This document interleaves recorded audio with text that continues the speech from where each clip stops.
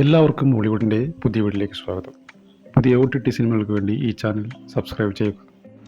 Get set baby, circuit, bazooka എന്നീ OTT new റിലീസുകളെ കുറിച്ചാണ് നമ്മളിവിടെ നോക്കാൻ പോകുന്നത്. ആദ്യത്തെ ഒരു അപ്ഡേറ്റ് വ്യസന സമേതം ബന്ധുമിത്രാദികൾ എന്ന സിനിമയുമായി ബന്ധപ്പെട്ടതാണ്. ഇതൊരു കോമഡി എൻ്റർടൈനറാണ്. SVBിൻ രചനയും സംവിധാനവും നിർവഹിച്ച് അൻസുര രാജൻ, സിജു സണ്ണി, ജോമോൻ ജ്യോതിർ, മല്ലിക സുകുമാരൻ എന്നിവരെ പ്രധാന കഥാപാത്രങ്ങളാക്കിയാണ് ഈ സിനിമ അണിയിച്ചൊരുക്കിയിരിക്കുന്നത്. ഈ സിനിമയുടെ OTT റിലീസ് പ്രഖ്യാപിച്ചിരിക്കുകയാണ്. ജൂലൈ മാസം 11-നാണ് മനോരമ മാക്സിലാണ് റിലീസ് ചെയ്യുന്നത്. അടുത്തതായി ഡിറ്റക്റ്റീവ് ഉജ്ജ്വലൻ എന്ന സിനിമയുമായി ബന്ധപ്പെട്ടതാണ്. പ്ലാച്ചിക്ക എന്ന ഗ്രാമത്തിൽ ചെറിയ കേസുകളെ തെളിയിച്ചടക്കുന്ന നായകൻ ഉജ്ജ്വലൻ.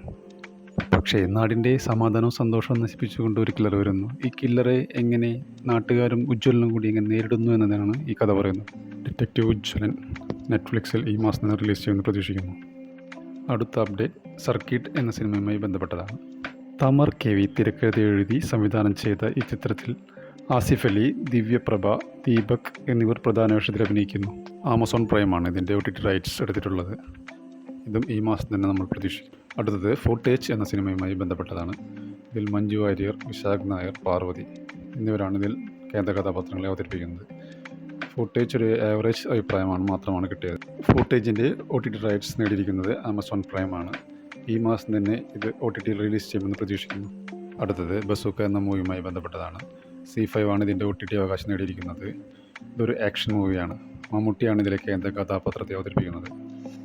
ഇത് ഈ മാസം തന്നെ റിലീസ് ചെയ്യുമെന്നാണ് പ്രതീക്ഷിക്കുന്നത്.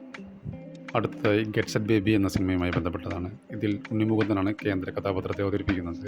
മനോരമ മാക്സ് ആണ് ഇതിൻ്റെ OTT റൈറ്റ്സ് നേടിയിരിക്കുന്നത്.